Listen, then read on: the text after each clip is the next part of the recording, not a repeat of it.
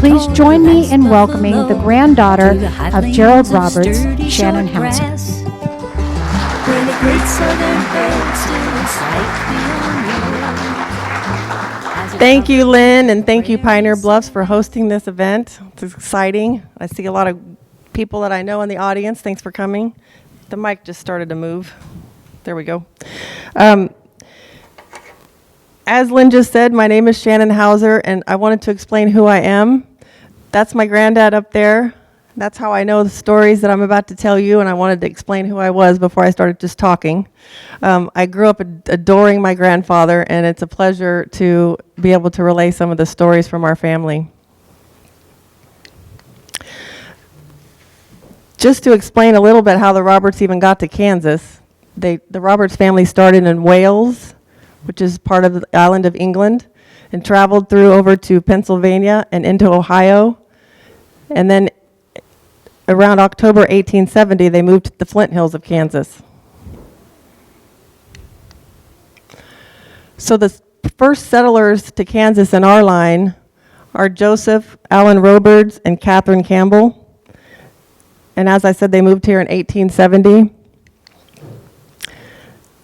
When they moved here, they had a three-month-old daughter, and they traveled by covered wagon. So if you can imagine that, that's all the way from Ohio. One of the daughters, Sarah Jane, she's the second one up there, she had heard about the Indians in the area and was afraid to travel with them, so she stayed back with grandparents. And they thought she would come later, and she decided never to come. She was still too afraid. So the older daughter, the first son there, Thomas, Iva, Laura, and Clara, as a 3-month-old, moved in a covered wagon all the way from Ohio to Kansas. Back then, going 20 miles a day by covered wagon would have been a good clip. And so if everything went right and they didn't stop for any extra time, it would have taken them 40 days. It probably took them more like 80. You can see where they came from in Ohio there on the right, and Morris County, Kansas. They settled on Munkers Creek. That was a 770-mile journey on covered wagon. So I have a little trivia question here. Does anybody else know another famous family who moved to Kansas at the same time, roughly around 1870? Does anybody know the answer to that question? Not the one person in the room who probably already knows the answer because he's seen my slides. Does anybody have a guess? Well, the Roglers actually moved here in 1850s. So they actually beat the Roberts, and they were among some of the first first white settlers to settle this area. The government didn't even open up settlement to white settlers until the mid-1850s. And Kansas didn't even become a state until 1861. But does anybody else have a guess?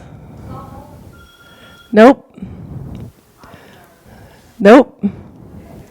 Well, all those families probably did move in, but that's not the one I was fishing for. Laura Ingalls moved with her family to Kansas in the fall of 1869. They settled just 150 miles south of here in Montgomery County, Kansas. So if the Roberts would have wanted to go visit the Ingalls, they would have had about a 7 to 10 day trip on horse and buggy, and they could have all visited. Then we might have been in her books. But I'm sure everybody's familiar with those stories that Laura Ingalls told, and that we all got to see Michael Landon play. So a lot of those same things happened to all the pioneer settlers around this area. So if you know some of those stories and remember some of the stories that you saw on TV, or wasn't there a movie even, you can kind of picture what life was like for a lot of them. And as I mentioned, Kansas didn't become a state until 1861. So when the Roberts moved here, Kansas hadn't even been a state for 9 years. So that just kind of gives you an idea of what kind of situation they were living in. Got another trivia question for you. This is the state seal for Kansas. The Kansas motto is ad astra per aspera. Does anybody know what that means? Yes. Through the stars, through difficulties. Yes, you win a prize. Mike, would you like to hand him a prize there? I don't need it. He'd probably prefer a back scratcher than a candy bar.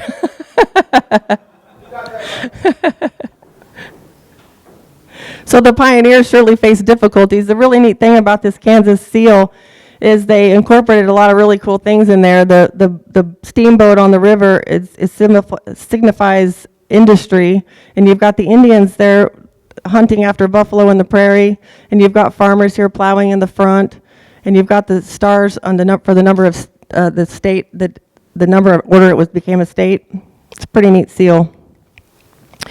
So one of my cousins wrote a story that her mother had told for a pioneer story for a series they were doing for the Council Grove Republican. And it's pretty interesting stuff. It's the kind of thing that you would hear Laura Ingalls probably say. She said that the Indians roamed the prairie together with the antelope and the buffalo. And the Indians would come to the door and talk to them and ask to trade beads and things like that. And too bad we don't have all that still passed down in the family, because I'm sure some of that was pretty interesting stuff. The family lived in a log cabin and later built a comfortable stone house, which still stands. And every year a lot of the people in the Roberts family go out and visit that house. And here is the house. It is northeast of Council Grove.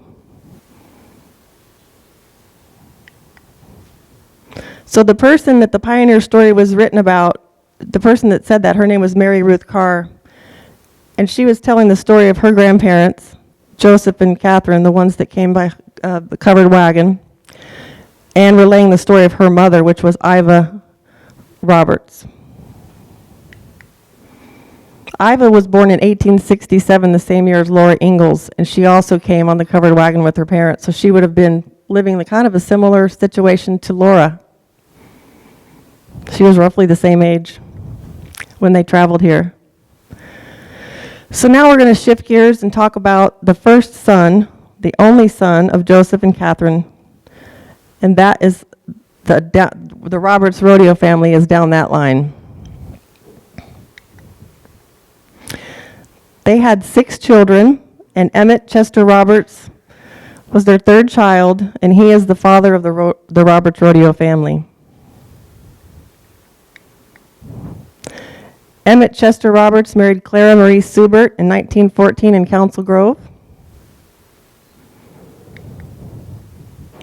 And not to leave Clara out, because she's a very important part of this story, because without her, we wouldn't have the kids down this line. But her ancestry is German and Swiss.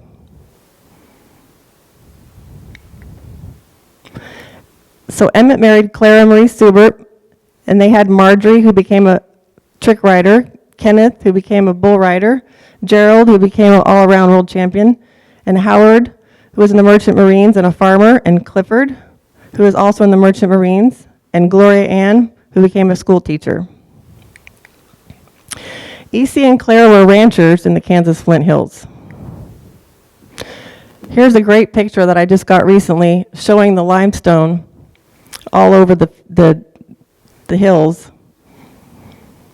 Limestone can be seen dotting the prairie, and these rocks made it very difficult for the early pioneers to farm and plow the ground. So it became more suitable for cattle ranching. So that's why there's a lot of cattle ranches here, and it's still that way today. It's another really cool picture showing all the outcroppings of the limestone. So I have another trivia question for you. With all this limestone everywhere, why do they call this the Kansas Flint Hills? Why don't they call it the Limestone Hills? Does anybody know the answer?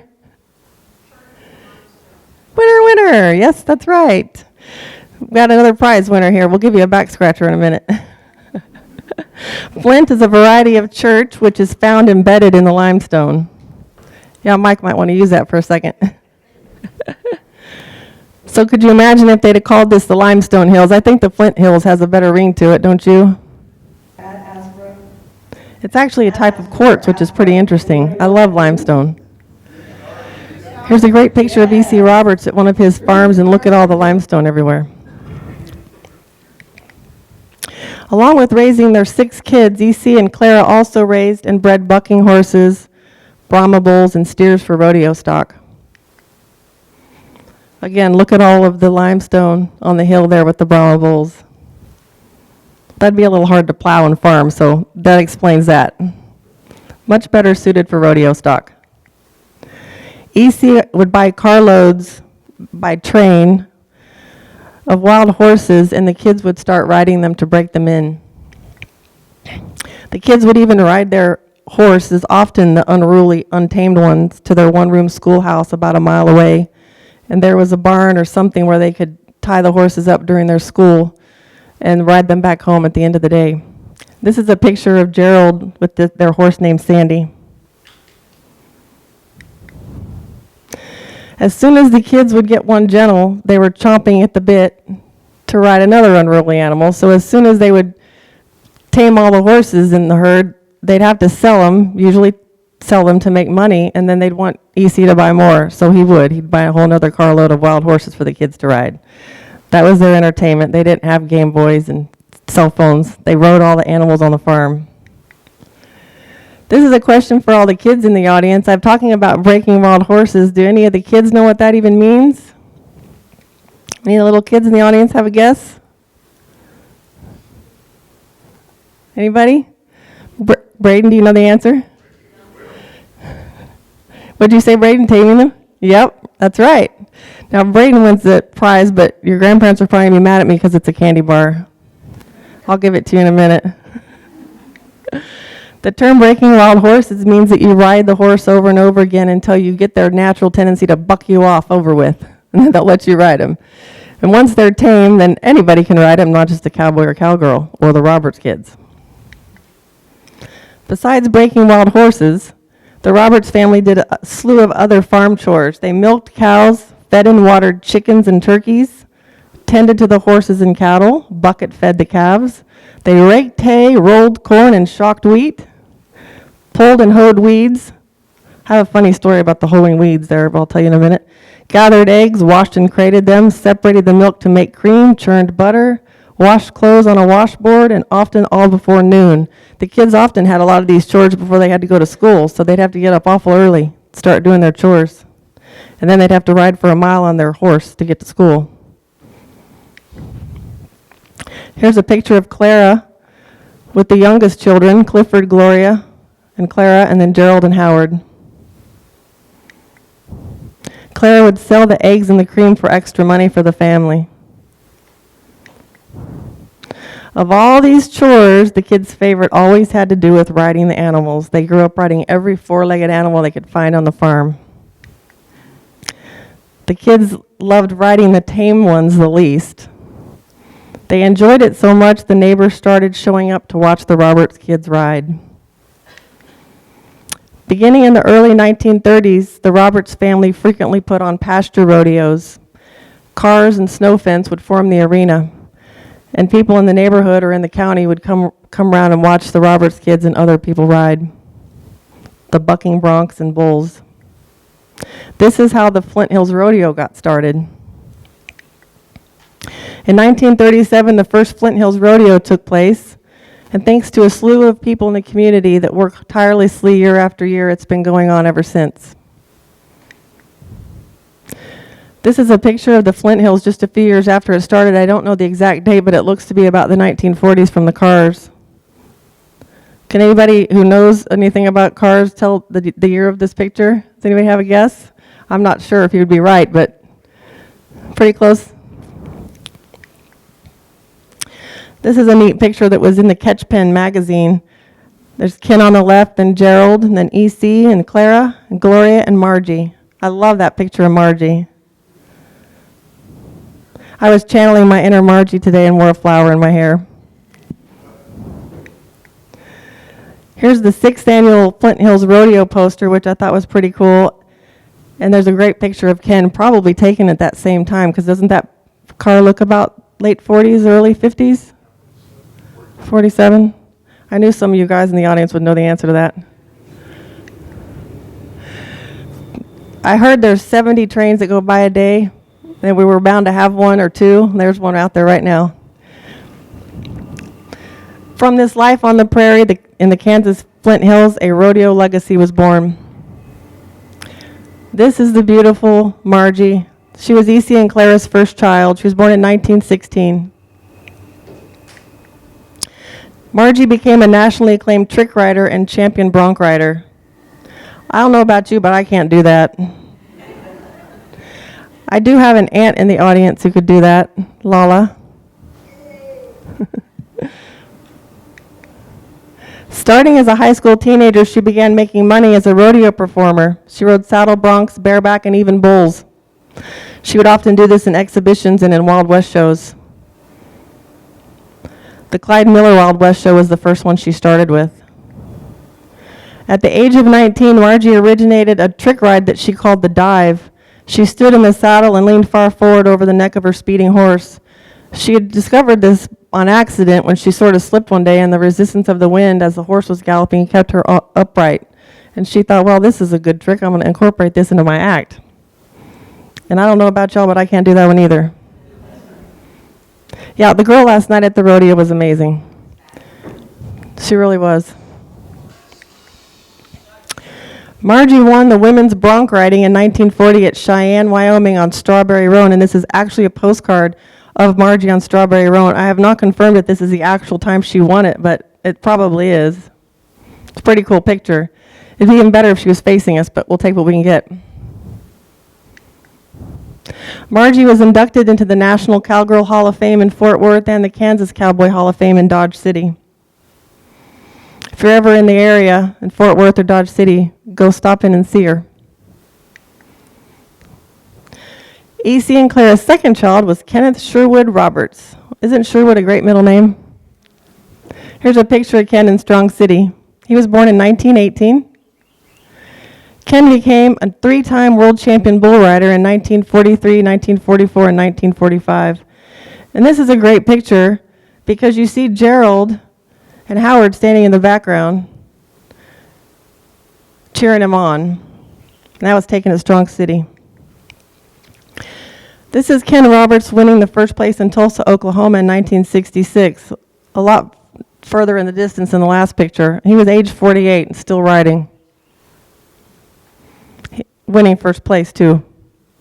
There's a lot to be said for that.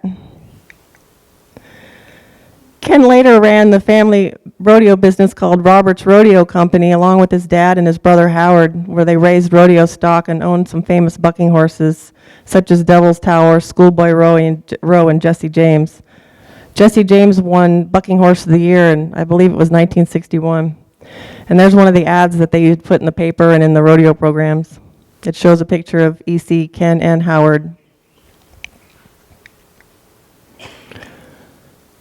Here's another really neat ad that they put in the paper.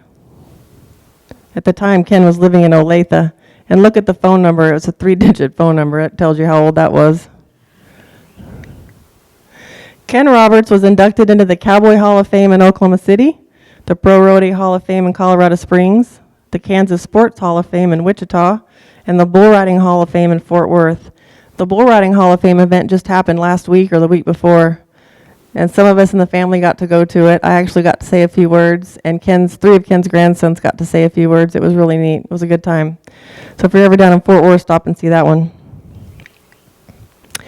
E.C. and Clara's third child was Gerald Gordon Roberts. That was my granddad. He was born in 1919.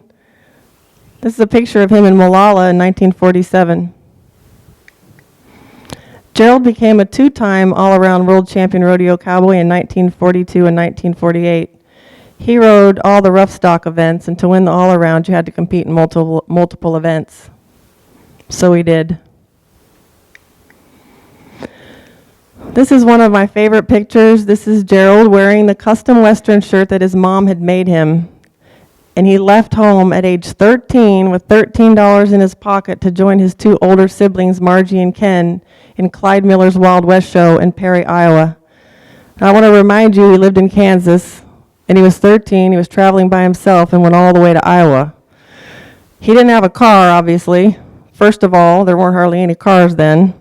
And second of all, he couldn't drive. He was too young.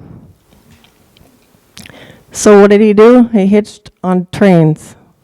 Like I just mentioned, the 70 trains that come through here on a daily basis, he just jumped on one or two, one there, and if it started going the wrong direction, he'd jump off and hop on another one.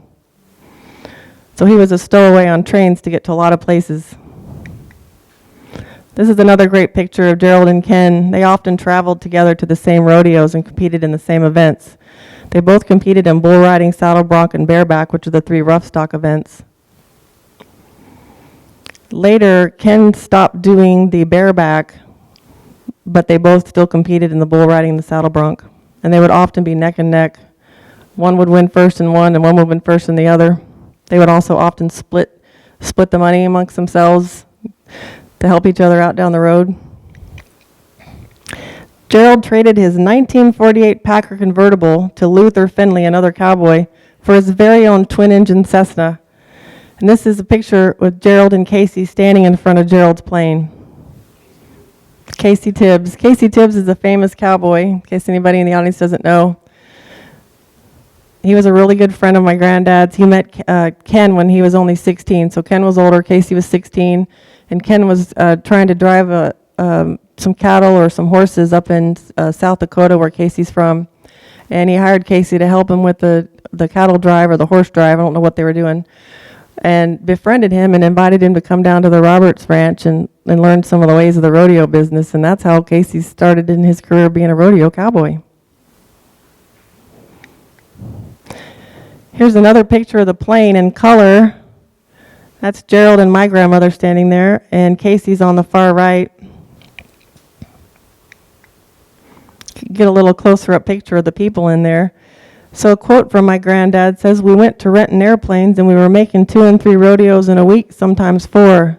He called that making more than one rodeo at a time. Gerald and Casey were the very first rodeo cowboys to start flying between rodeos. The cowboys who traveled on Gerald's plane were Gerald, of course, Casey Tibbs, Larry Finley, Jack Bushbaum, Harry Tompkins, Lee Harris, Bill McMacken, Chuck Shepard, and Billy Weeks. This group comprised the first rodeo cowboys to travel by plane from rodeo to rodeo. There's another cool picture. Gerald's second from the left and Casey's on the far right. I think that's Jack Bushbaum with his arm on Casey's shoulder, but I'm not sure. Gerald was the very first professional rodeo cowboy to endorse Wrangler jeans. At the time, it was called Bluebell, and they decided to make a pair of jeans for rodeo cowboys. And they hired Gerald to kind of promote the brand and wear them and show the other rodeo cowboys how it was done. He was featured in book number 12 of a Wrangler jeans comic book, and they put those on every pair of blue jeans you got one of those comic books. This is one of the pages in the middle, which I really like. I think that's cool. Having a character, comic book of your granddad, it's pretty neat. At the height of his career in the mid-1950s, Gerald became a stuntman in Hollywood in many of the westerns of the day, including the motion picture movie Cowboy with Jack Lemmon and Glenn Ford. He doubled Jack Lemmon, and he also doubled as an Indian. And in one of the scenes, Jack Lemmon's character kills the Indian, so he says he shot himself in the movie because he was playing the stuntman for both scenes. Gerald was named number 43 of the top 50 athletes of the 20th century from Kansas by Sports Illustrated. Gerald was inducted into the Cowboy Hall of Fame, the Rodeo Hall of Fame, the Kansas Sports Hall of Fame, and the Kansas Cowboy Hall of Fame. The 3 youngest Roberts kids, Howard, Clifford, and Gloria, were also involved in rodeo in one way or another, but they each chose different career paths that didn't involve rodeo and created legacies of their own. Here's a picture of Howard, Clifford, and Gloria. E.C. and Clara's 4th child was Howard Leslie Roberts, born in 1922.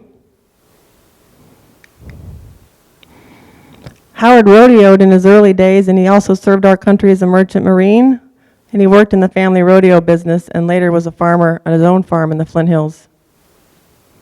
It's a great picture of Howard. Here he is in his military outfit. And there he is in the Strong City Parade, probably around the same time of those other pictures.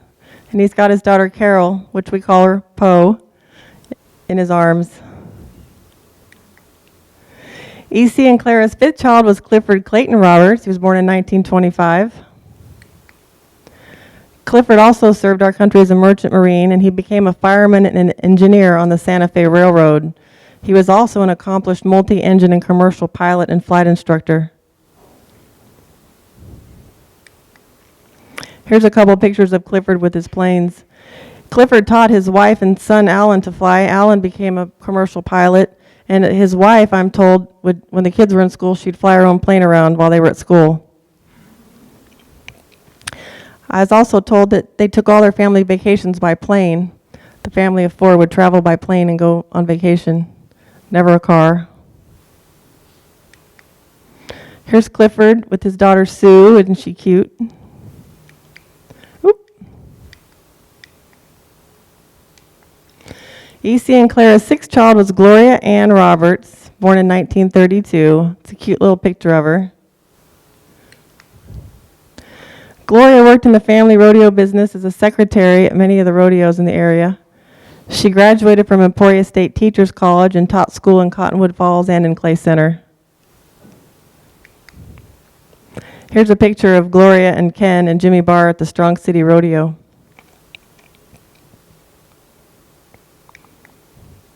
Here's a picture of the sisters, the 2 bookends of the family. All the boys were in the middle. They're 16 years apart in age.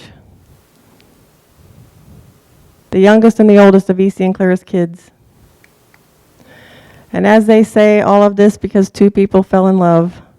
This was the Roberts Rodeo family of Kansas. And I'm sure I left a lot of interesting things out, but does anybody have any questions?